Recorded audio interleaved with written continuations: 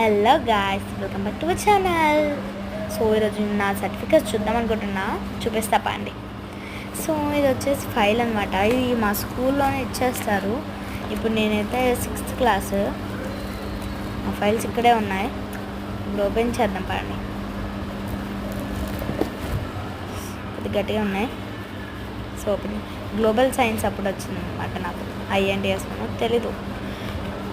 ఇది వచ్చేసి అప్పుడు డిస్ట్రిక్ట్ లెవెల్లో వచ్చాను నేను సెకండ్ ప్రాజెక్ట్లో న్యాచురల్ ఫార్మింగ్.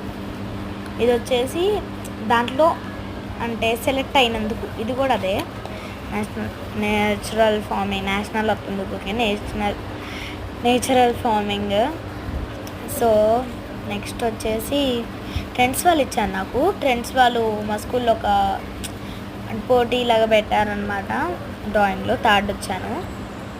ఇది శ్రీ చైతన్య స్కూల్లో గ్రాడ్యుయేషన్ అప్పుడు 5th అయిపోయాక. ఇది కూడా శ్రీ చైతన్య INTSOలో వచ్చినప్పుడు. ఇది కూడా INTSOలో. ఎక్కువ INTSOలో వస్తాయన్నమాట, ఎందుకంటే చాలా లెవెల్స్ పాస్ అయ్యాను. ఇది కూడా INTSOనే. నెక్స్ట్ ఇది వచ్చేసి ఒక గేమ్లో నేను వచ్చాను ఫస్ట్ గేమ్ పోటీలో. నెక్స్ట్ ఇదేమో సైన్స్ ఎక్స్పో సెకండ్ వచ్చా 4th క్లాస్లో. మొత్తం నేనే సొంతంగా చేసుకుంటాను. ఇదే అబాకస్ అన్నమాట. అబాకస్ చాలా లెవెల్స్ పాస్ అయ్యాయి.